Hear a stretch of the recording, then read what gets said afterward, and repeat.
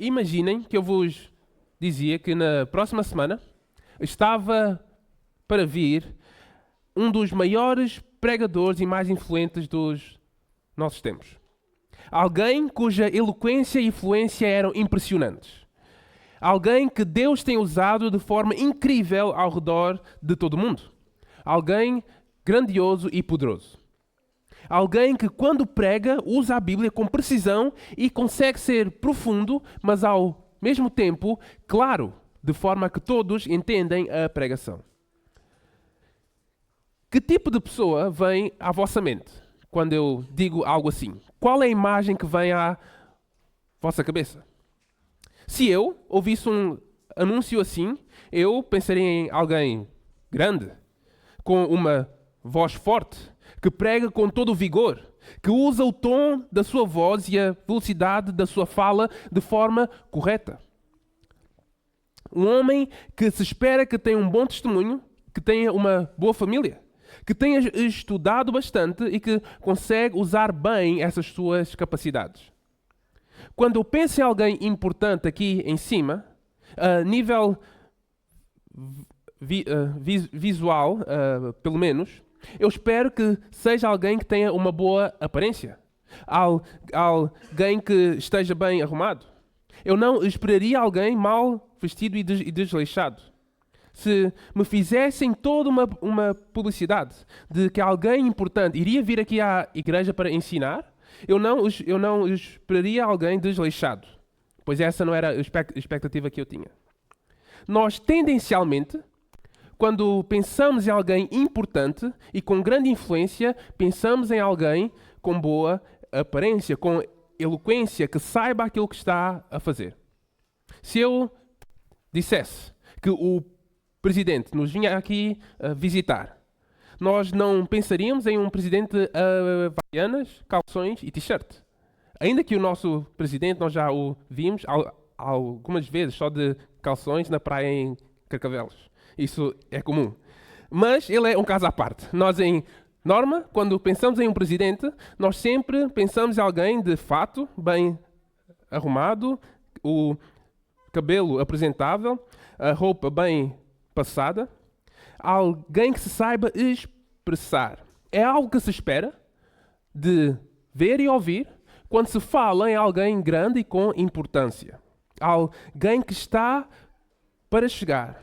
Alguém que é superior a nós. Alguém importante. É isso que vem à nossa mente quando pensamos nisso.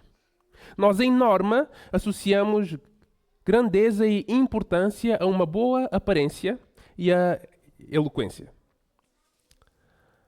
No contexto da passagem que nós acabamos de ler, nós estamos a ver um povo de Israel. Um povo que tinha acabado de sair de 400 anos de um silêncio profético. Um povo que há 400 anos estava carente de um homem de Deus importante. E nós aqui vamos ver o cumprimento de uma profecia a que há muito estava para vir.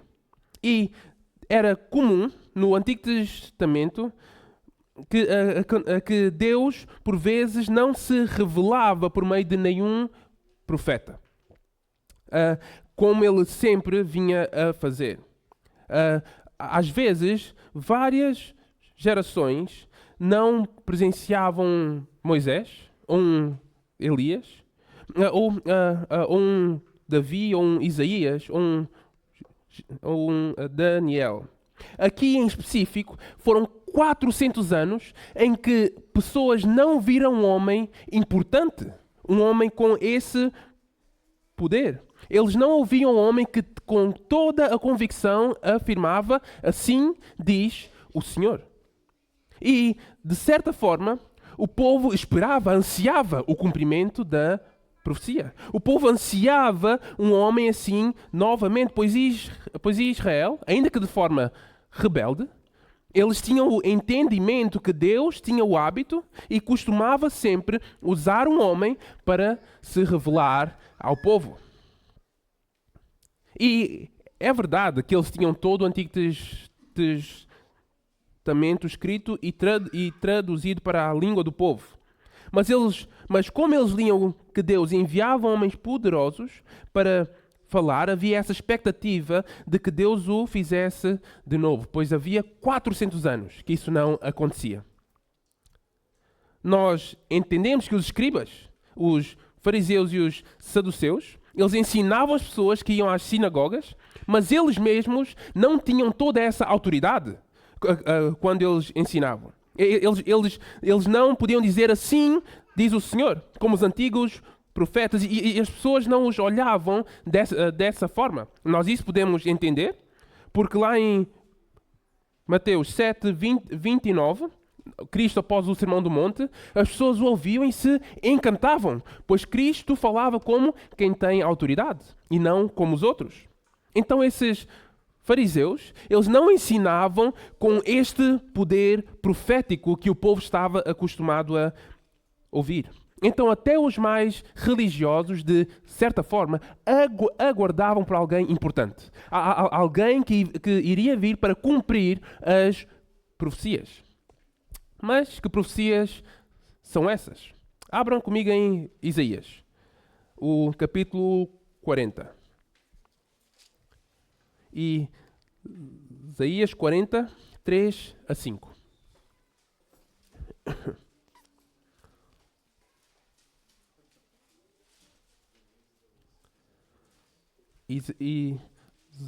Isaías 40, 3 a 5. Diz assim: voz do que clama no deserto, preparai o caminho do Senhor, endireitai no ermo vereda a nosso Deus. Todo o vale será aterrado e nivelados todos os montes e outeiros. O que é tortuoso será retificado e os lugares escabrosos aplanados. A glória do Senhor se manifestará e toda a carne haverá, pois a boca do Senhor o disse. Logo no início deste texto, nós vemos que João Batista, ele menciona esta profecia. Nós lá no texto que lemos em Mateus 3, vemos que ele menciona que ele era o cumprimento desta profecia. Ele era esta voz que clamava desde o deserto. Que ele era aquele pelo qual os profetas estavam a apontar que vinha antes do estabelecimento do reino. E ele trazia uma mensagem de arrependimento para o povo de Deus. Que eles abandonassem os seus pecados, eles abandonassem a sua idolatria e que eles retornassem os seus corações para o Senhor.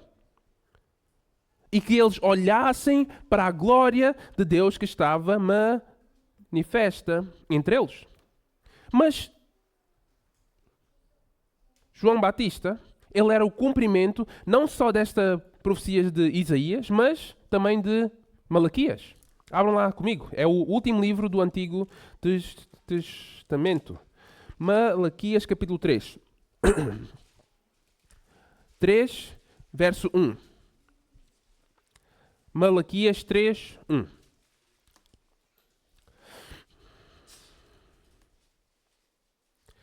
Eis que eu envio o meu mensageiro, que preparará o caminho diante de mim. De repente virá ao seu templo o Senhor, a quem vós buscais, o anjo da aliança, a quem vós desejais. E eis que ele vem, diz o Senhor dos exércitos. Capítulo 4, versos 4 a 6. Diz: lembrai-vos da lei de Moisés, meu servo, a qual lhe prescrevi em Horebe para todo o Israel, a saber, estatutos e juízos. Eis que eu vos enviarei o profeta Elias, antes que venha o grande e terrível dia do Senhor. Ele converterá o coração dos pais aos filhos e o coração dos filhos a seus pais, para que eu não venha e fira a terra com a maldição. Deus disse que Elias estava para vir. Deus disse que ele enviaria um homem no poder de Elias antes do grande e terrível dia do Senhor. E que esse mensageiro, ele ensinaria uma mensagem que transformaria os corações da sociedade. Que o povo não ficaria o mesmo após a pregação deste homem. Para que Deus não castigasse toda uma sociedade pelos seus pecados no grande e terrível dia do Senhor. Então, como eu disse, o povo tinha a expectativa de um homem que estava para vir. Talvez eles queriam com toda a pompa e circunstância, um homem como Elias, no poder de Elias, para ensinar, para transformar a sociedade antes do grande e terrível dia do Senhor. E antes de seguirmos ainda neste primeiro ponto, eu gostaria de dar 2 notas para entendermos um pouco melhor esta profecia de Malaquias. 2 pontos. 1. Qual era a condição espiritual do povo antes e depois dos 400 anos de silêncio? E 2. Quem era este homem? Quem era Elias? Então, vamos ver que Israel estava muito longe de Deus antes desses 400 anos de silêncio. Então, nós vamos ver agora qual era a condição do povo de Israel. Abram lá comigo no capítulo 2 de Malaquias, dos versos 11 a 17. E aqueles que gostam de apontar e de sublinhar, apontem ou sublinhem quais eram os pecados de Israel aqui, para terem em mente como ou qual era a condição do coração deles. Malaquias 2, 11 a 17. Diz: Judá tem sido desleal e abominação se tem cometido em Israel e em Jerusalém. Porque Judá profanou o santuário do Senhor, o qual ele ama, e se casou com a adoradora de deuses estranhos. O Senhor eliminará das tendas de Jacó o homem que fizer tal, seja quem for, e o que apresenta ofertas ao Senhor dos exércitos. Ainda fazeis isto: cobris o altar do Senhor de lágrimas, de choro e de gemidos, de sorte que ele já não olha para a oferta, nem a aceita com prazer da vossa mão. E perguntais: porquê? Porque o Senhor foi testemunha da aliança entre ti e a mulher da tua mocidade, com a qual tu foste desleal, sendo ela a tua companheira e a mulher da tua aliança. Não fez o Senhor mesmo que havendo nele um pouco de espírito? E porque somente ele buscava a descendência que prometera. Portanto, cuidai de vós mesmos, a ninguém seja infiel para com a mulher da sua mocidade. Porque o Senhor, Deus de Israel, diz que odeia o repúdio e também aquele que cobre de violência as suas vestes. Diz o Senhor dos exércitos. Portanto, cuidai de vós mesmos e não sejais infiéis. Enfadais o Senhor com as vossas palavras e ainda dizeis: em que o enfadamos? Nisto que pensais: qualquer que faz o mal passa por bom aos olhos do Senhor, e desse é que ele se agrada. Ou onde está o Deus do juízo? Bem, a razão para Deus ter se calado durante 400 anos fica clara aqui. O povo de Deus estava a ser desleal. Eles não estavam a cumprir aquilo que Deus requeria deles. Eles estavam-se a casar com mulheres de povos estranhos e estavam a adorar deuses estranhos. Eles estavam a divorciar-se das suas esposas, quer sejam do povo de Deus, quer sejam de outros povos, coisa que Deus nunca aceitou. Deus sempre repudiou o divórcio e a infidelidade. E eles estavam a ignorar e estavam a desprezar a santidade e o juízo de Deus. Então, é claro que Deus iria condenar e punir este povo pelo seu pecado e sua idolatria. Eles eram infiéis às esposas, eles tinham esposas de outros povos que Deus nunca permitiu, e eles faziam pouco da santidade e da justiça de Deus. E ao longo do Antigo Testamento, muitas vezes, nós vemos que quando o povo estava mal, Deus cala-se.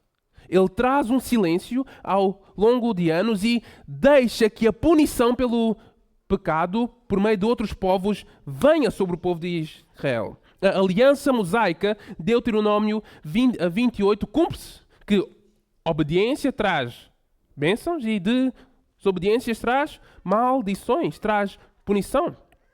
Isso nós vemos no livro de Juízes, nós vemos na vida do rei Davi, vemos na vida de Salomão, em que diversas vezes eles não obedeciam ao Senhor, Deus caía com punição sobre as vidas deles. Então Deus cala-se durante um tempo, até que vem um homem importante, um profeta, para relembrar ao povo quem era o Senhor, para apelar que eles se arrependessem dos seus pecados e que eles voltassem os seus corações a Deus.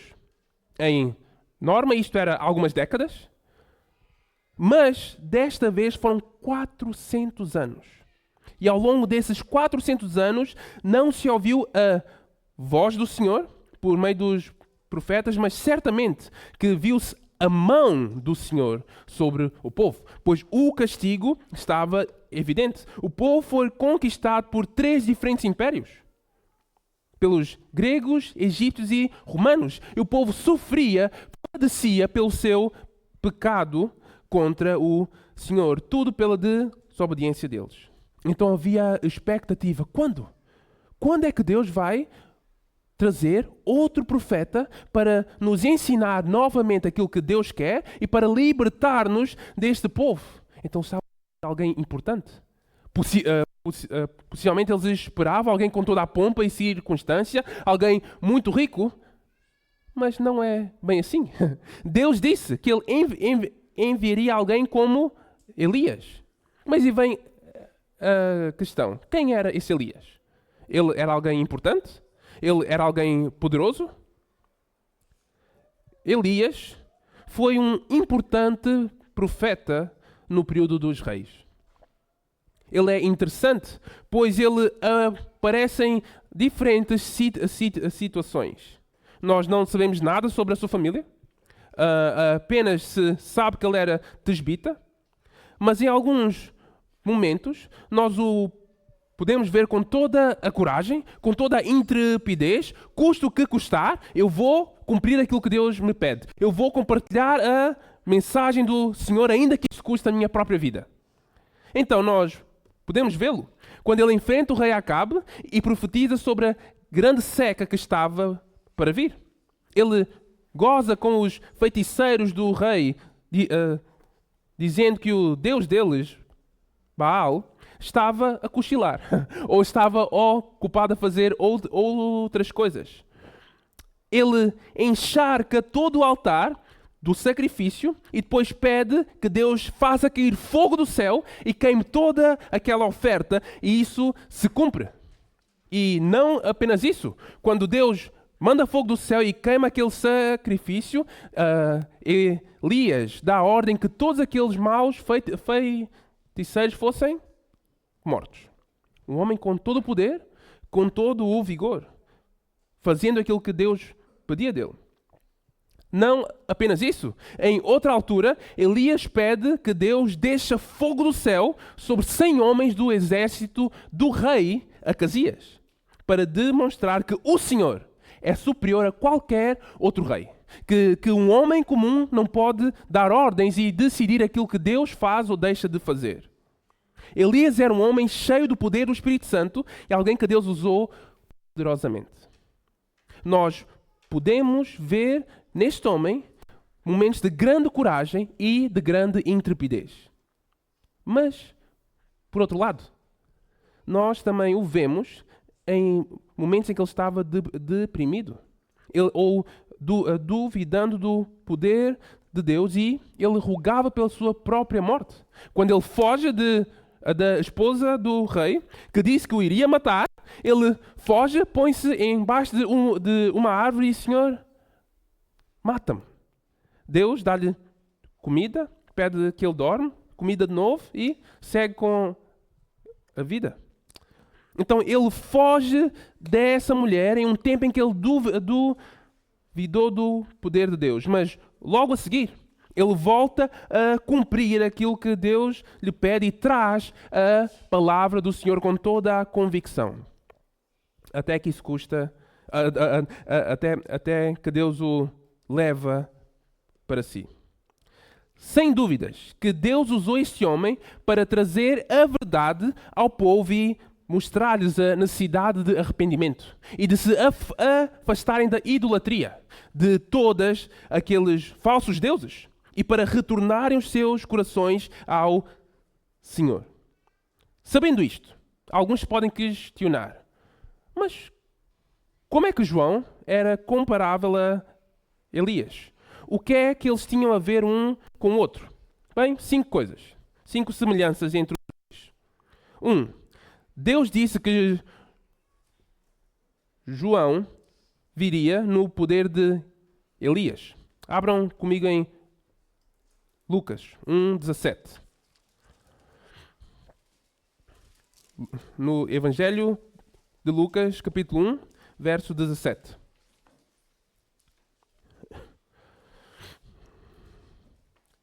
Diz: irá adiante do Senhor no espírito e poder de Elias, para converter o coração dos pais aos filhos, converter os desobedientes à prudência dos justos e para habilitar para o Senhor um povo preparado.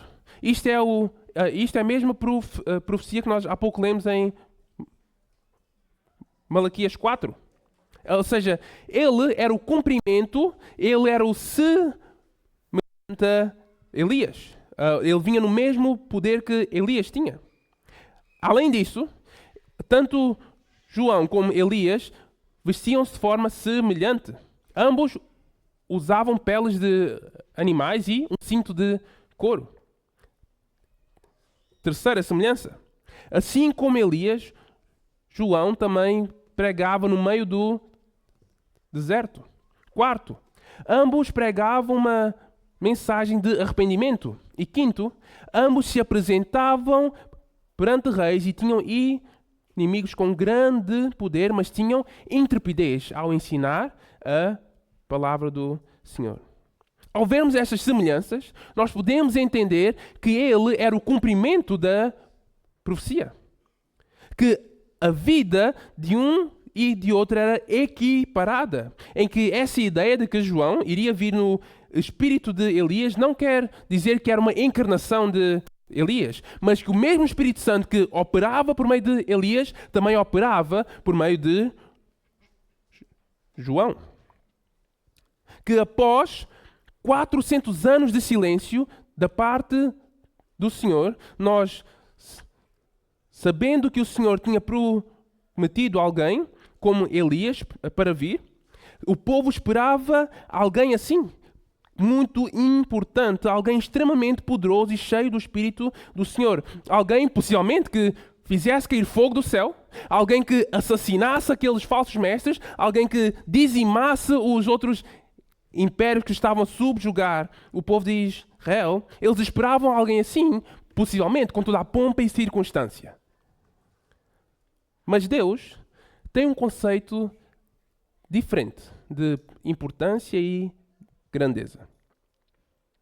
E com isto nós podemos ver qual é a origem deste homem de Deus.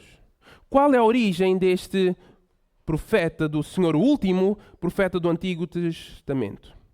Em Lucas 1, nós podemos ver de onde veio João. Ele não veio de uma família abastada, ele não veio de uma família importante, ele veio de uma família levita. Mas o seu pai não era o sumo sacerdote, não era o mais importante entre todos, e nem era o mais respeitado entre todos os sacerdotes. Mas era uma família simples, mas que amavam a Deus e cumpriam a sua palavra. Olhem lá comigo no capítulo 1 do Evangelho de Lucas. Lucas 1, 5 a 7. Lucas 1, 5 a 7. Assim diz.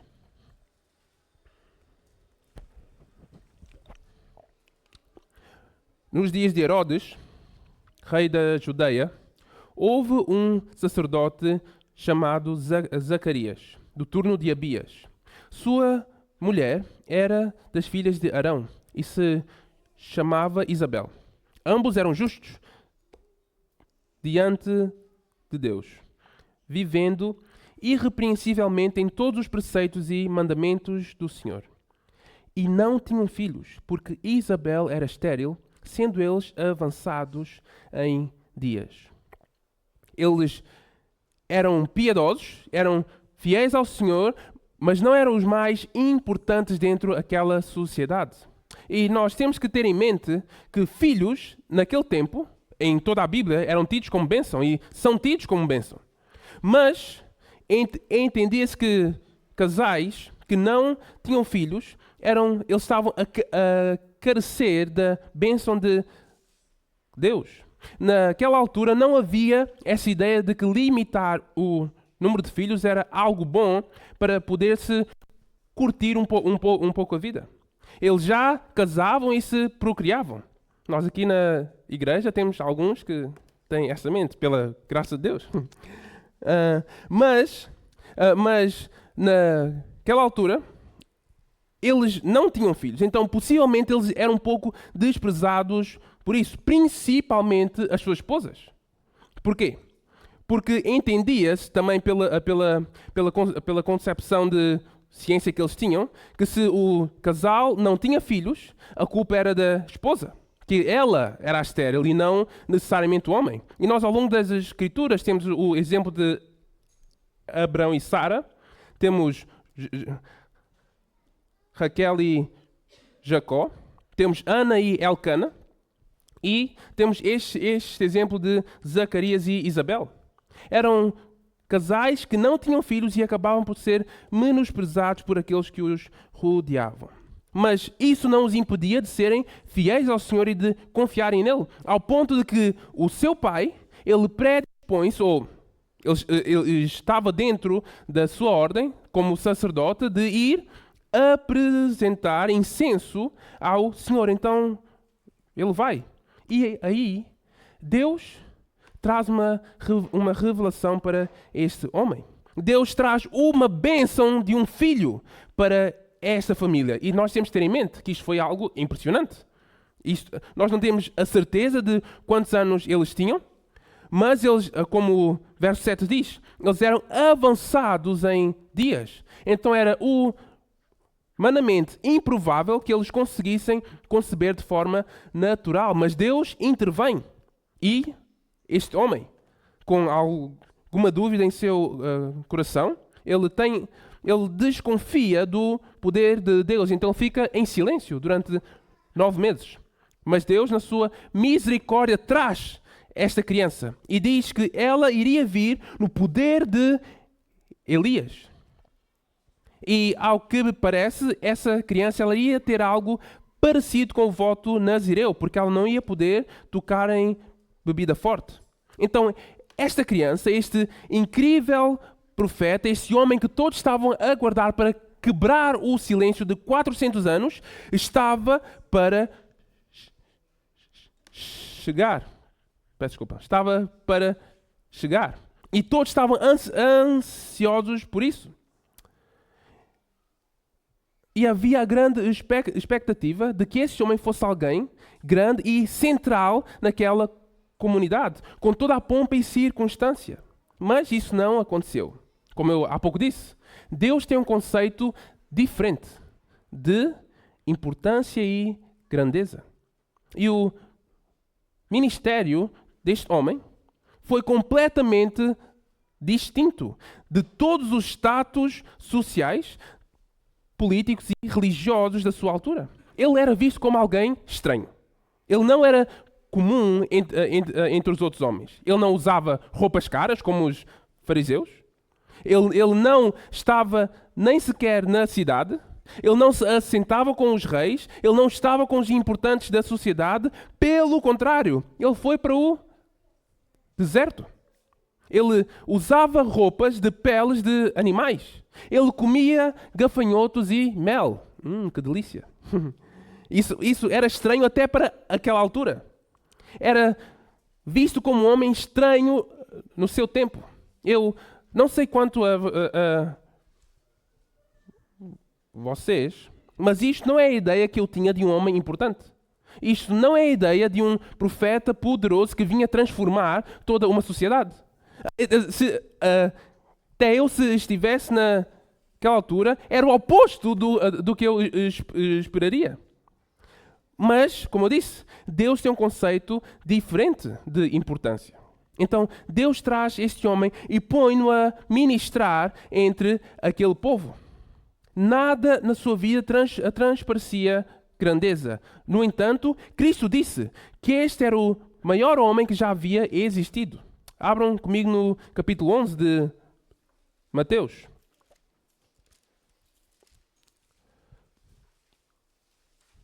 Mateus 11, 7 a 14.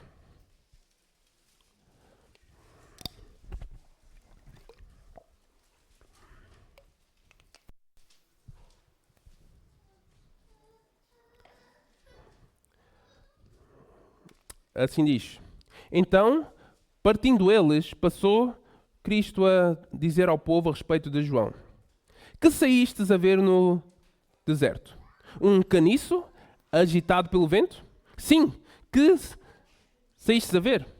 Um homem vestido de roupas finas? Ora, os que vestem roupas finas assistem nos palácios reais. Mas para que saístes? Para ver um profeta? Sim, eu vos digo, e muito mais que profeta. Este é de quem está escrito: eis aí eu envio diante da tua face o meu mensageiro, o qual preparará o teu caminho diante de ti. Em verdade vos digo, entre os nascidos de mulher, ninguém apareceu maior do que João, mas o menor no reino dos céus é maior do que ele. Desde os dias de João até agora, o reino dos céus é tomado por esforço. E os que se esforçam se apoderam dele, porque todos os profetas e a lei profetizaram até João. E se o quereis reconhecer, ele mesmo é Elias, que estava para vir. Quem tem ouvidos para ouvir, ouça. Mas a quem hei de comparar esta geração? É semelhante a meninos que, sentados nas praças, gritam aos companheiros: nós vos tocamos flautas e não dançastes. Entoamos lamentações e não pranteastes. Pois veio João, que não comia e nem bebia, e dizem: tem demónio. Veio o Filho do Homem, que come e bebe, e dizem: eis aí um glutão e bebedor de vinho, amigo de publicanos e pecadores. Mas a sabedoria é justificada por suas obras. Cristo diz que a expectativa do povo era ver alguém chique. Ou seja, era alguém todo bem arrumado, bem pronto e bem apresentável como o profeta do Senhor, mas eles viram algo completamente oposto disso. Alguém muito simples, até alguém muito estranho.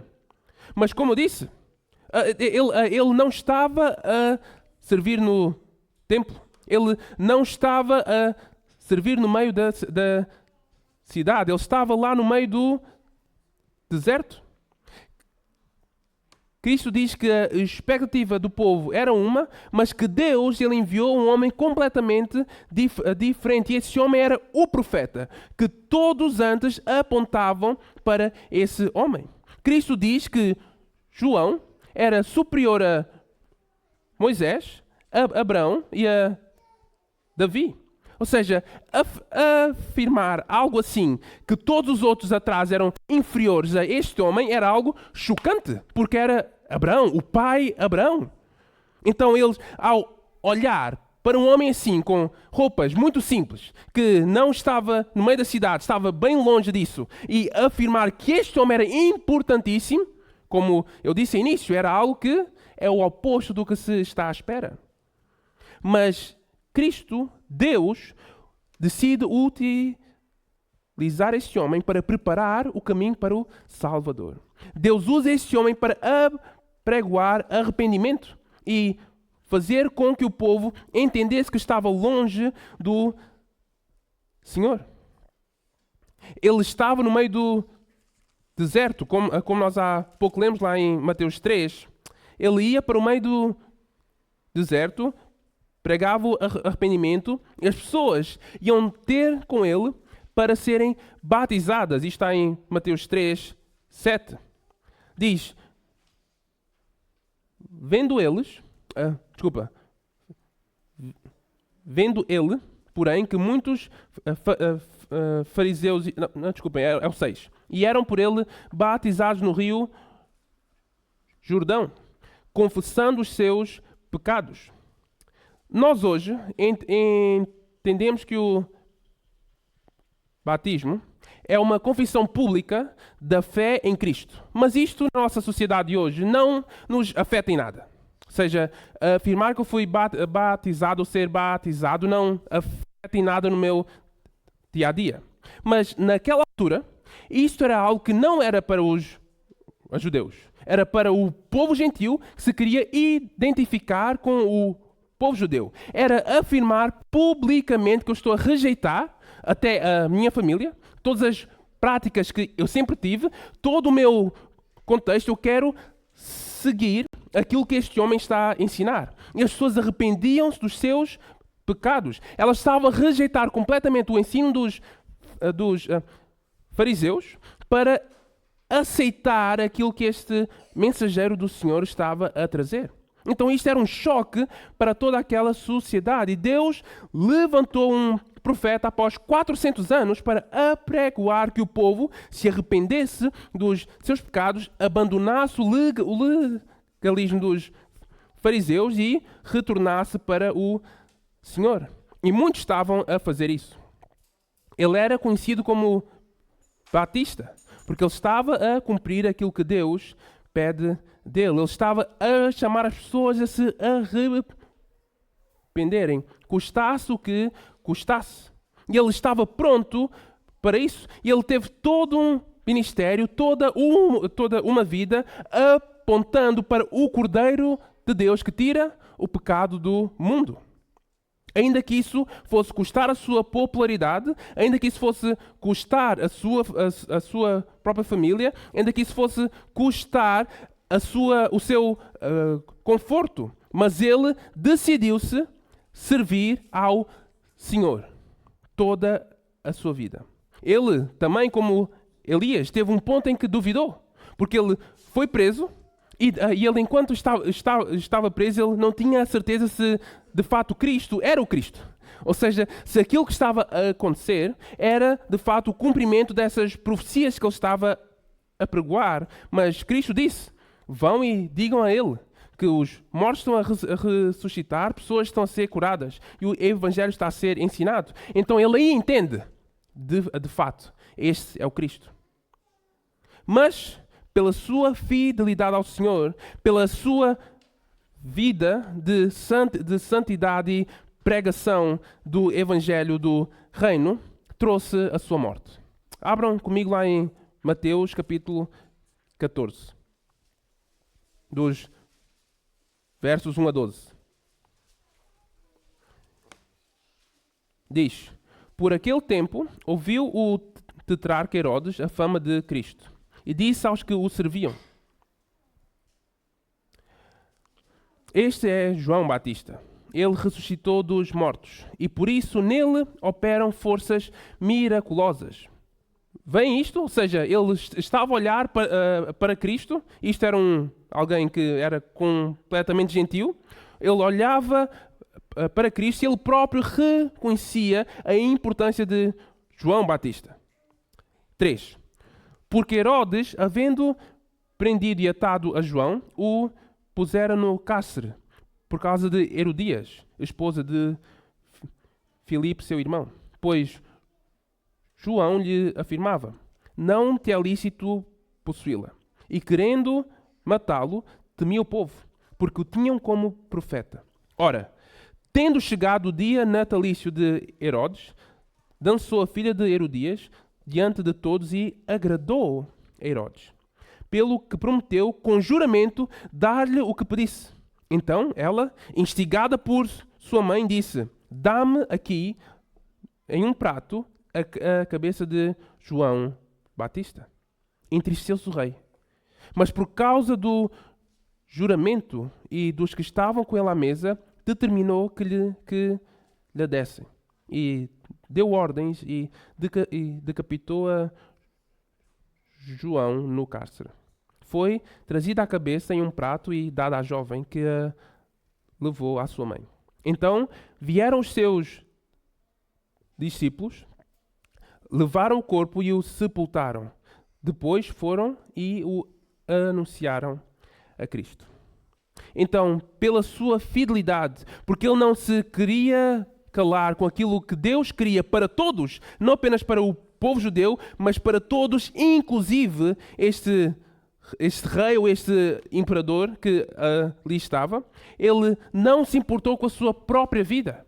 Ainda que isso custasse a sua própria cabeça, ele estava decidido em obedecer ao Senhor e a compartilhar e a pregar o arrependimento e o evangelho do reino. Então, este homem, o grande e importante profeta que estava para vir, ele foi o cumprimento, foi o último profeta do Antigo Testamento, estava decidido em ser obediente ao Senhor, em compartilhar o evangelho do reino. Algo que eu tenho dito sempre. Deus tem um conceito diferente de grandeza e importância. E este homem é a prova viva disto. Custa o que custar, e como vemos, custando a sua própria cabeça, ele era fiel ao Senhor. E isto já concluindo, é algo que podemos retirar da vida deste homem. Assim como ele, nós devemos ser obedientes ao Senhor. De fato, eu e tu não temos o poder para fazer cair fogo do céu ou para decapitar homens, não o façam, está bem? Mas temos o poder, por meio do Espírito Santo que esse homem também tinha, de pregar arrependimento, de compartilhar que Cristo já veio, que Ele foi à cruz, morreu pelos nossos pecados e ressuscitou ao terceiro dia e um dia retornará para reinar entre nós. Esse é o evangelho que nós temos o poder para compartilhar. Este é o mesmo espírito que este homem tinha, que Elias e todos os outros profetas tinham. Deus hoje não está em silêncio. Nós não estamos em um período de 400 anos ou de 2000 anos de silêncio. Deus tem estado a falar. Deus tem a sua palavra. Então cabe-nos a nós sermos profetas, entre aspas, e nós compartilharmos o evangelho do reino. Nós estamos em uma sociedade que não entende mais, ou que rejeita a Cristo, e Deus nos pôs aqui não para sermos crentes salvos, sentados e seguros, mas sermos crentes ativos e compartilhando o evangelho de Cristo. Que nós olhemos para a vida deste homem, nós não almejemos ser como ele, mas que almejemos ser conforme Cristo nos instrui e sermos fiéis e santos a Deus, porque é isso que Ele nos pede e foi para isso que Ele nos deu a salvação. Oremos. Pai, te damos muitas graças pela Tua palavra, Senhor. Te agradecemos pela tua misericórdia, a Tua paciência e a Tua longanimidade para conosco, Senhor. Que sejamos obedientes a Ti, que não nos importemos com o nosso status social, não nos importemos de sermos taxados como estranhos, que não nos importemos de não sermos importantes aos olhos dos homens, mas que sejamos obedientes a Ti, custe o que custar, Senhor. Que as nossas vidas sejam espelhos do poder do Espírito Santo. Que nós compartilhemos o Evangelho que nos trouxe a salvação, Senhor. que não nos calemos, ainda que isto custe as nossas próprias cabeças, ainda que isto custe os nossos empregos, ainda que isto custe a nossa família, os nossos relacionamentos, mas que sejamos fiéis a Ti. Por isso, rogamos em nome de Cristo. Amém.